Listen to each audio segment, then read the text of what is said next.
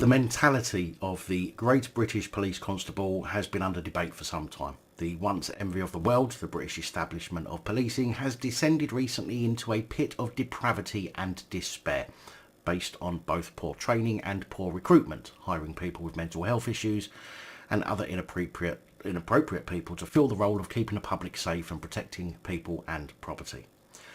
Which is why this really doesn't surprise me as much as it probably should. The Metropolitan Police have a tactical training centre in Gravesend in Kent where they and police from other forces attend to train for so-called anti-riot training. I'm sure we've all seen video clips of them. Get ready, get ready. Wait till the next one.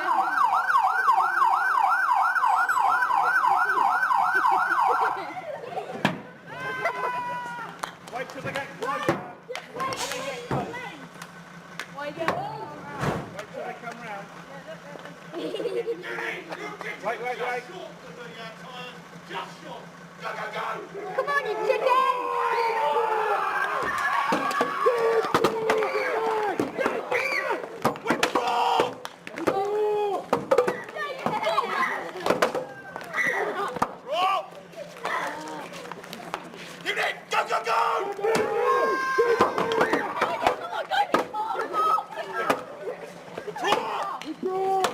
This is where they allegedly train to disperse riots, or peaceful mourners at a vigil, for example. However, the truth will always prevail, and never more so than when somebody has had a few too many shandies. On March the 23rd last year, the Metropolitan Police were holding a training day at their £41 million centre in Kent, which has mock shops, a mock bank, estate agents, flats and even a tube station, along with accommodation for 300 people. Well, 5 of those 300 people are currently under investigation after their anti-riot training fell into disarray when they decided to get pissed up and throw live Molotov cocktails at each other, which ended up destroying a pool car. You know, maybe they were practicing destroying police cars for the next protest that they want to pin on people pissed off with grown men pestering young girls. Just a thought. The 5 individuals, said to be from different forces, plus 2 Canadian police officers, are said to have gone drinking after some training.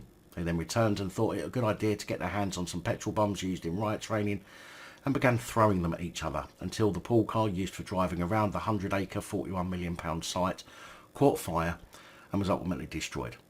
A source has said that the men, 5 men and 2 women, actually refused to call the fire brigade so as to avoid the incident being officially logged. The mentality of a pissed person. Let's ignore it, pretend it didn't happen and everything will be okay. Now, to be fair though, clearly their arses fell out, as it's said that they used 150 fire extinguishers to put the fire out themselves, but couldn't save the car. The Met have confirmed that at least 1 person is under investigation for arson and that he had been placed onto restricted duties. The source said it is a miracle no one was killed or seriously injured. The stupidity and arrogance of these people is mind-boggling. Most people have done stupid things when drinking too much and showing off, but these are police officers at a training away trip who have accessed dangerous incendiary items and started chucking them about. Throwing petrol bombs at each other, Molotov cocktails. These are highly trained individuals who are supposed to be keeping us safe.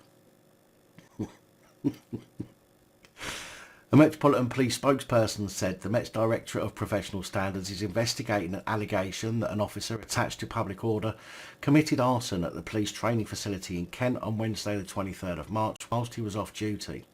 A mandatory referral has been made to the Independent Office for Police Conduct. The officer has been placed on restricted duties. The IOPC said, having carefully considered a mandatory conduct referral from the Metropolitan Police received on the 23rd of March 2022, we decided the matter did require investigation and it was appropriate for the Force's Directorate of Professional Standards to carry it out. Basically, that means the Met will investigate themselves. Although, and I'm certainly not on their side, with recent events, they do seem to be throwing a lot of police under the bus. Not saying that I'm happy or that my mind has been changed about them, because a few months of action before going back to normal isn't a change, and I still think the entire force needs to be laid off and have them start all over again with every single copper reapplying for their job and being checked out properly with psychological evaluations. Remember folks, these are the people we are told to put our lives in the hands of when the shit hits the fan. I think I'd rather take chances on my own these days.